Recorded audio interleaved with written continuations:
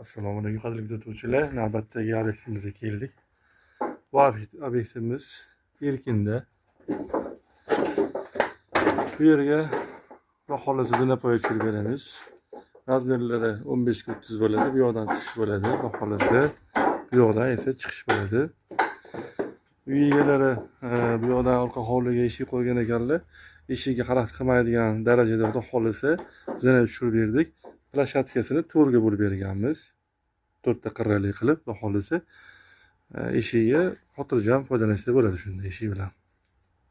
Zinamiz bu yoq bilan boshlangan. Xudo xohlasa 40 santimetrdan keyin zinamiz boshlanadi. 15 ga 30 dan chiqadi xudo xohlasa. Zinamizni vысотasi 3 yillik, eni 220, razmerlari 1.5 dan tushgan, o'rta 10 santimetr ochiq bo'ladi. Har doimgidek. Biz apshipkani haqqini ham tashlab ketganmiz tepaga. 3 santimetr tepaga, 10 santimetr to'pli pol, 3 santimetr apshipkani haqqi.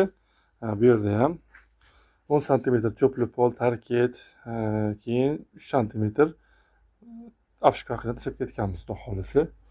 Uy egalariga ma'qul keldi. Xudo xohlasa inshaalloh boshlayapmiz.